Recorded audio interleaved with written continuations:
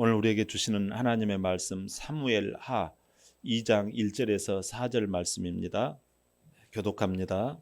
그 후에 다윗이 여호와께 여쭈어 아뢰되 내가 유다 한 성읍으로 올라가리이까 여호와께서 이르시되 올라가라.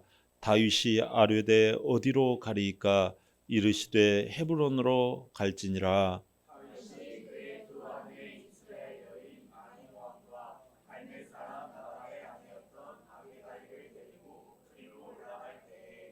또 자기와 함께한 추종자들과 그들의 가족들을 다윗이 다 데리고 올라가서 헤브론 각 성읍에 살게 하니라.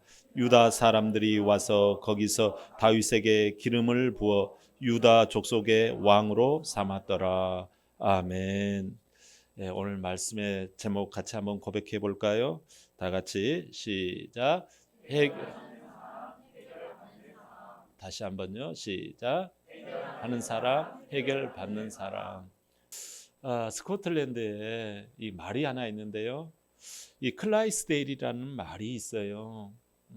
이 클라이스데일이라는 이 말은 다른 어떤 그 경주용 말이 아니라 그 조금 육중하게 생긴 말인데요.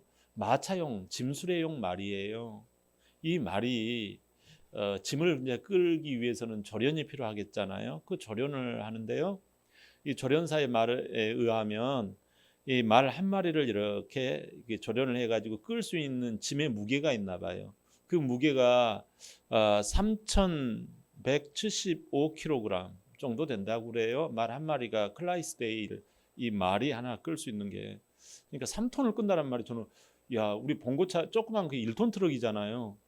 그러니까 3톤을 끈다라는 게 대단하다 싶어요. 상당히 많이 끌잖아요. 예, 그래서 한 마리를 조련시키고 또 한 마리를 조련시켜 가지고 이렇게 두 마리가 끌면 짐은 얼마 정도 끌 수 있을 것 같아요? 6,350kg, 한 2배 정도 되니까 한 6톤을 끈다라는 거예요. 근데 그 조련사가요, 그렇게 생각하면 오산입니다 그러는 거예요. 그게 잘못됐다라는 거예요. 아니 그게 무슨 말이에요? 적절한 훈련을 시켜야 됩니다. 적절한 훈련을 시키면 이 클라이스데일이 끄는 이 무게가요, 보니까 11,340kg.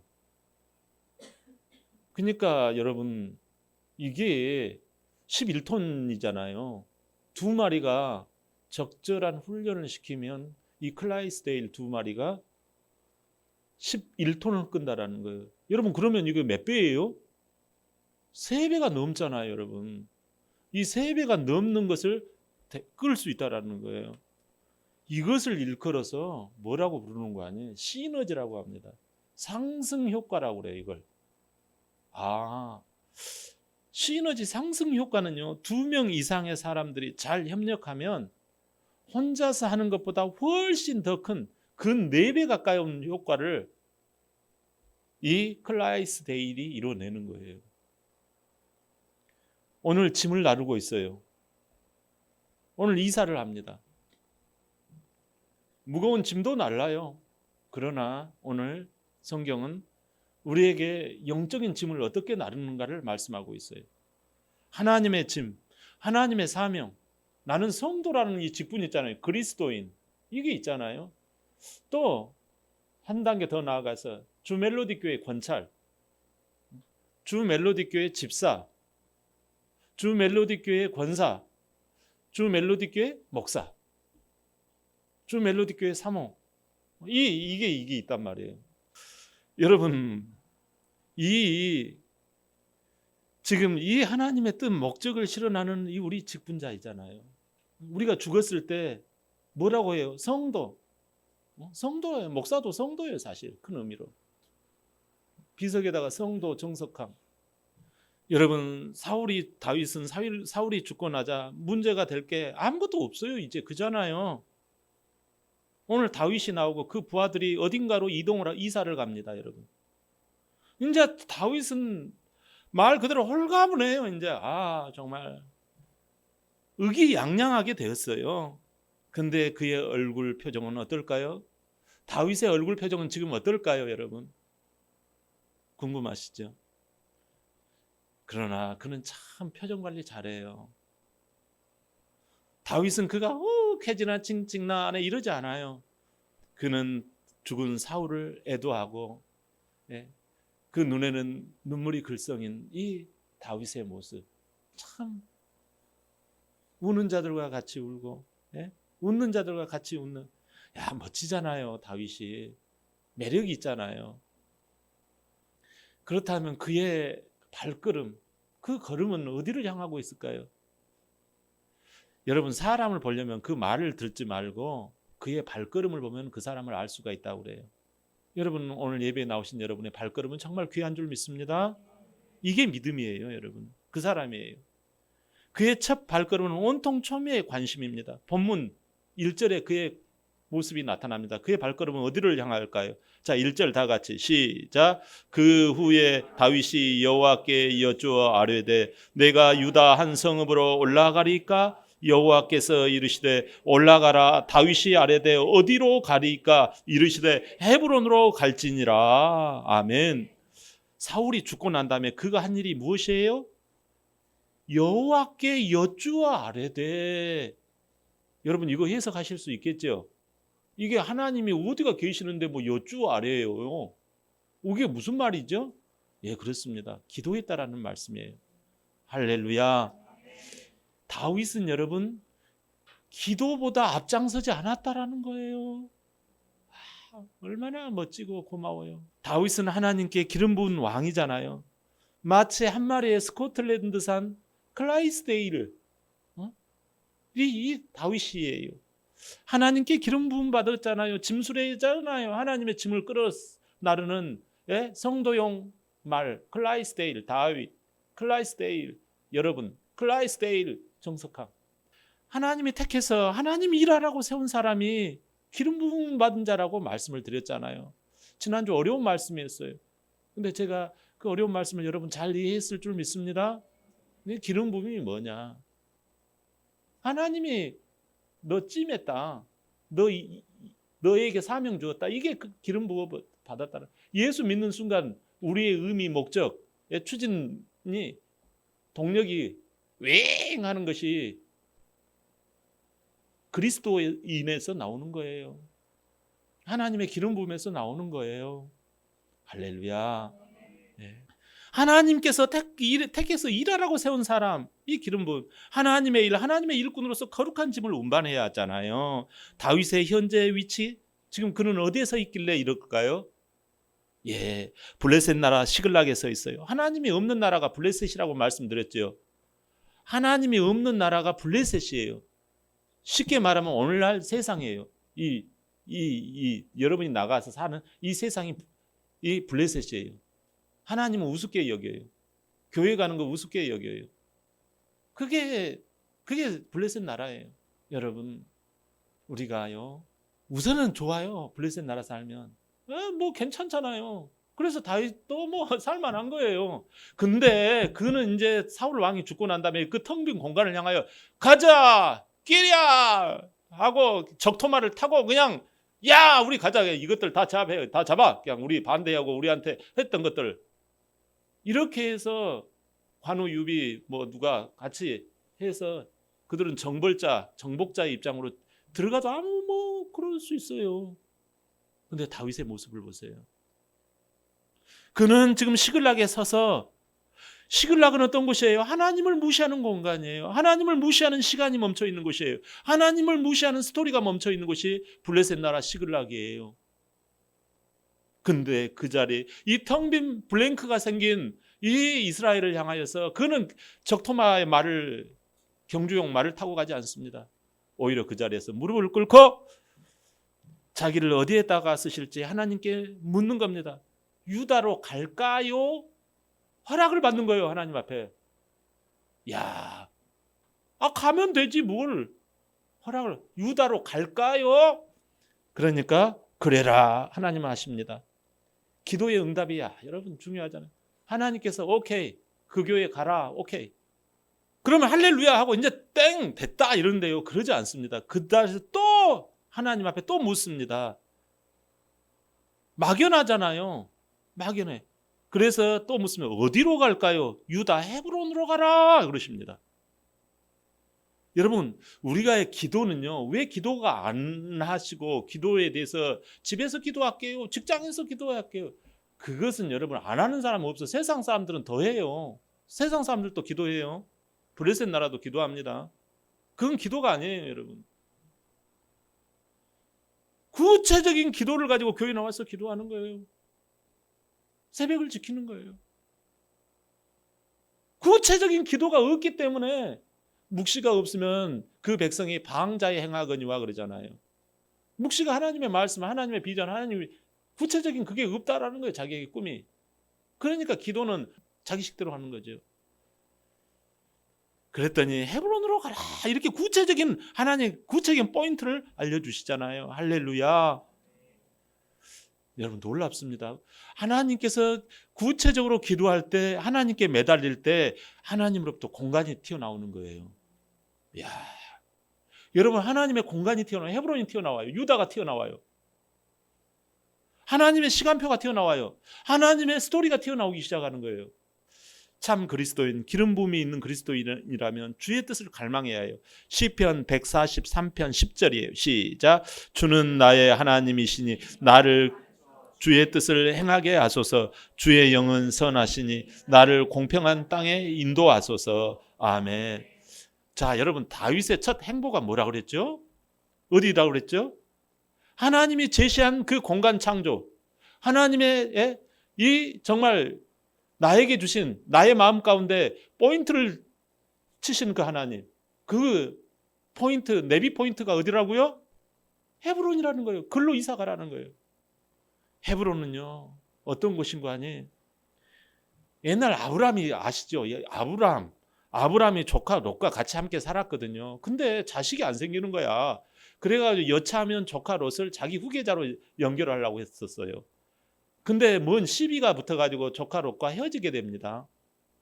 그래가지고 조카 롯이 야 너는 어느 땅을 선택할래? 네 그쪽으로 가면 나는 다른 쪽으로 갈게 하니까 자기 눈앞에 좋은 거 바로 그냥 눈앞에 이익을 따라서 자기 마음에 드는 땅, 자기 공간, 소돔과 고모라를 탁 치고 글로 가버립니다.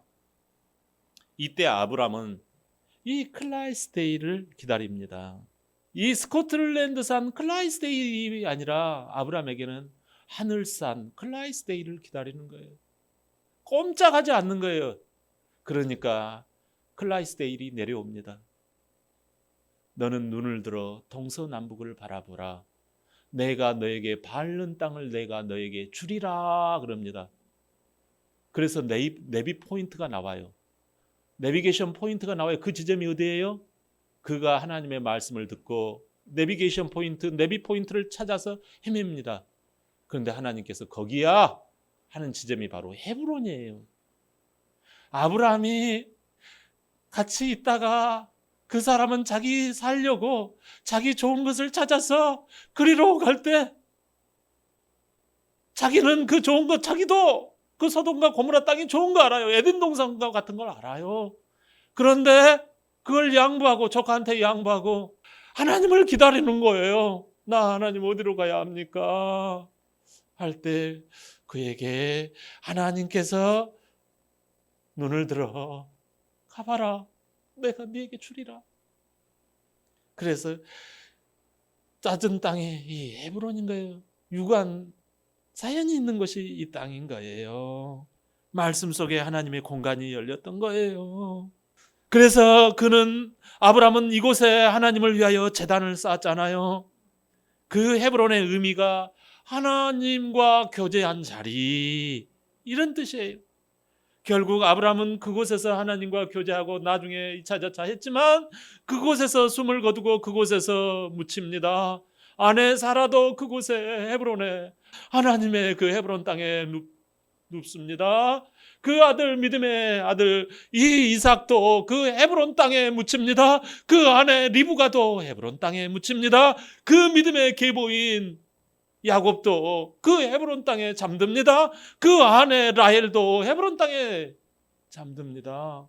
여러분, 하나님이 끌어주셔서 기쁨의 시너지, 감사의 시너지, 평안의 시너지가 바로 이 헤브론에서 일어났던 거예요.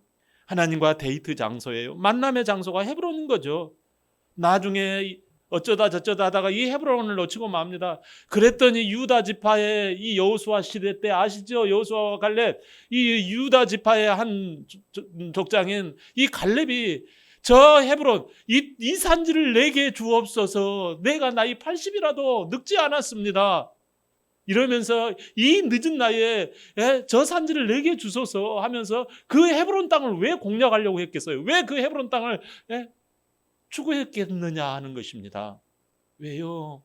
하나님과 교제했던 우리 믿음의 조상들, 그리고 우리 다음 세대가 가야 할 곳이 바로 이 헤브론이기 때문에 그래요.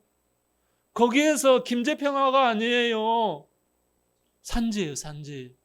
여러분, 하나님의 공간 창조가 이루어진 것, 하나님의 시간 창조가 이루어진 것, 하나님의 미래 창조가 이루어진 것, 하나님의 약속의 창조가 이루어지는 이 터전이 헤브론이었던 거예요.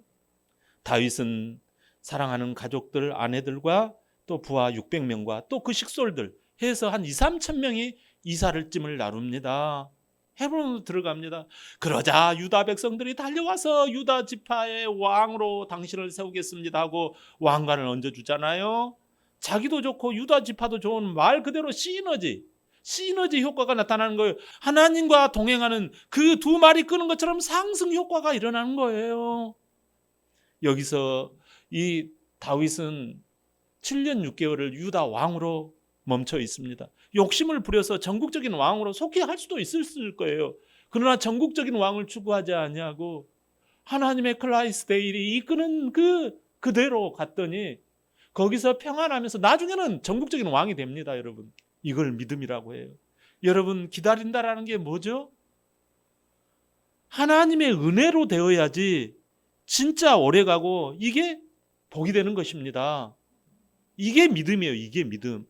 하나님이 친히 해결해 주시는 것을 믿고 기도하면 시너지가 나오는 거예요. 상승 효과가 나오는 거예요. 아멘. 이게 진짜란 말이에요. 이게 인생의 묘미고 인생이 살만 나고 복 있는 사람인 거예요. 할렐루야. 그래서 기다리는 거예요. 주님의 시간을 기다리는 거예요. 저와 여러분, 기다린다라는 거, 이게 믿음이잖아요. 하나님이 친히 해결해 주심을 믿고 기도하면 이런 효과가 나타나요. 빌립보서 4장 6절 7절 시작. 아무것도 염려하지 말고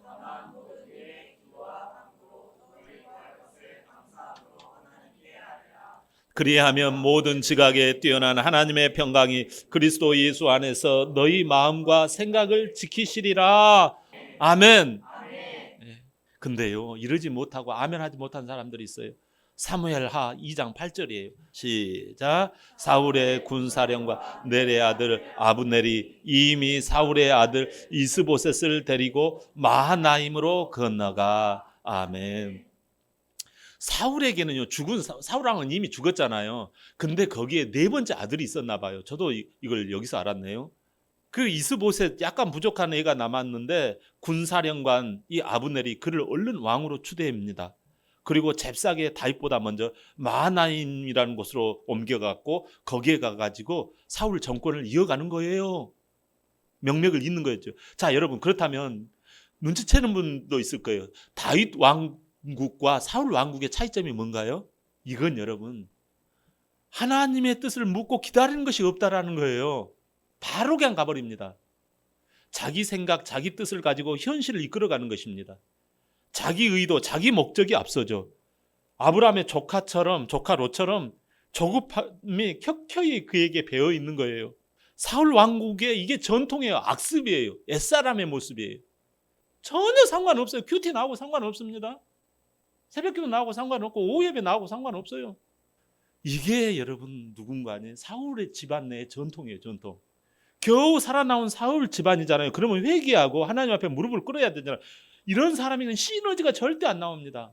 시너지가 안 나와요. 고역일 뿐이에요. 해봤자 나중에 더 고역이에요.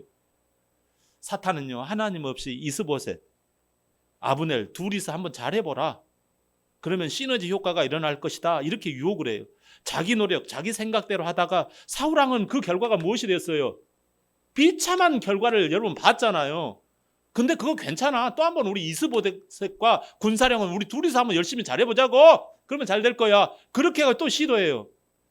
여러분 지금 결과가 안 나왔어요. 이거 잘 될까요? 안 될까요? 여러분 머리가 안 돌아가는 거예요. 제가 그 사람은 공부 못한다는 뜻이 아니라 신앙이 머리가 좋아야 합니다. 여러분 헛똑똑이들이 많아. 또 그 사울 집안의 내력을 또 이어가는 거예요. 둘이서 잘할 거야. 우리가 더 싸움도 더 잘하잖아. 인구도 더 많잖아 우리가. 마귀는요 거짓을 진짜로 여기게 만들어요. 창세기 11장 여러분 혹시 기억나는지 모르겠어요. 바벨탑 사건이라고. 자 우리가 성읍과 탑을 쌓아가지고 정말 그 꼭대기를 하늘에까지 한번 닿게 해보자고. 그래서 우리 이름을 내고 온 지면에 흩어짐을 우리 면해봅시다. 그러니까 와 박수! 대통령으로 뽑읍시다. 리더로 뽑읍시다. 박수! 장로로 뽑읍시다. 박수! 뽑았네요. 여러분 어떻게 됐습니까? 마귀의 올무에 못 벗어나는 것입니다. 그들이 열심히 막 돌을 쌓고 막 역청을 이겨가지고 쌓고 했는데요. 뭔 말인지 알아듣지를 못하는 거예요. 밑에 사람하고 위에 사람하고. 이렇게 주라고 하니까 나는 이런 식으로 주라고 하는 줄 알았지.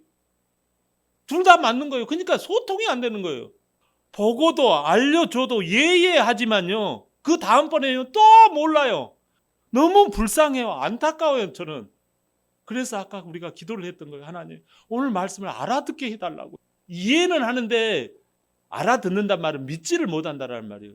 인간에게 씌워진 사단의 올무입니다. 이러면 지옥 가는 것입니다. 어떻게 하면 좋습니까? 이 올무 어떻게 빠져나와야 해요? 마태복음 2장 6절 시작. 또 유다 땅 베들레헴아 너는 유대의 고을 가장 작지 아니하도다. 내게서 한 다스리는 자가 나와서 내 백성 이스라엘의 목자가 되리라 하였음이니이다. 아멘. 여러분 지금 우리 인간의 서 있는 포인트가 지점이 어디예요? 베들레헴이라는 거예요. 지금 이 가장 작지 아니하다 이 말은요 가장 작다라는 말의 반어법이에요. 아멘. 능력이 가장 적고 가난하고 왜소하고 이 세상 무거운 짐을 감당할 수 없는 사람들이 모여있는 내비 포인트가 바로 이 베들레헴이라는 거예요.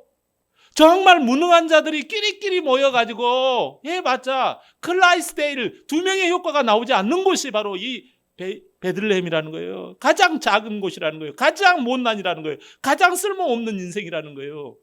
블레셋이 쳐들어와가지고 가장 작은 거 그나마 그거 내 나라하고 다 빼앗아가 버립니다.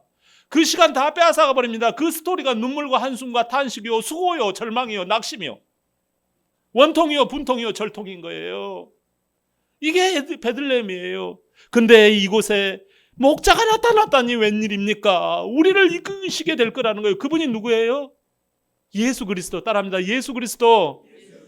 할렐루야. 목자는요 양들을 앞으로 이끌어주는 사람이잖아요. 양은 사실 고집쟁이에요. 양들이 눈앞에 현실만 바라보고 가다가 앞에 낭떠러지에 퐁당 빠져버린다고 그래요. 고집 부리다가 떨어져 죽는 게 양이래요. 글쎄. 근데 예수님이 사탄의 올무에 걸려서 고집 부리고 무거운 짐을 지고 가고 현실의 짐, 여러분 인간관계의 모든 무거운 짐, 이 삶의 무거운 짐을 대신 져주시는 분이 계셔요. 이사야 53장 6절에 그러잖아요.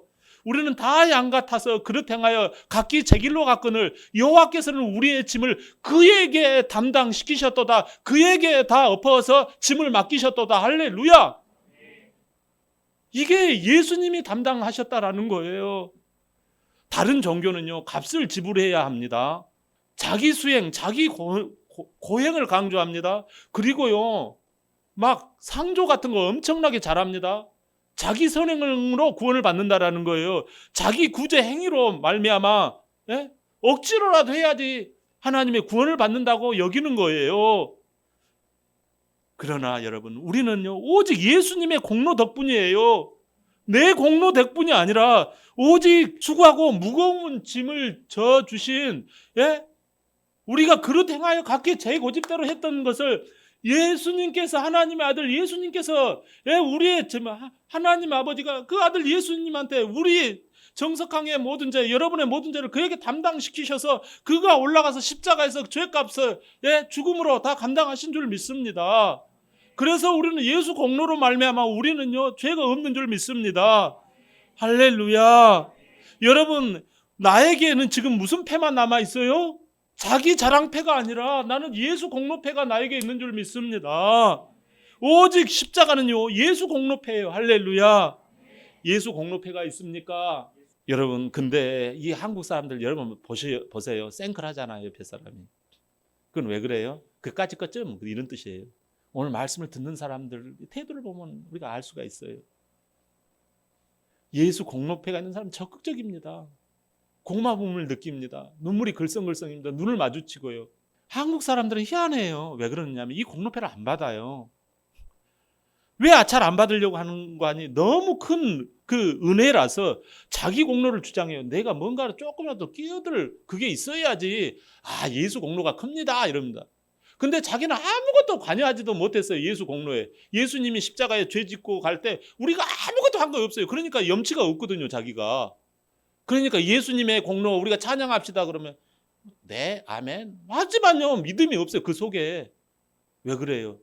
한국 사람들은 꼭 공로주의가, 내가 뭔가 대가를, 남이 나에게 뭔가 이게 사과 하나를 줬으면 나도 저 사람에게 배 하나를 줘야지.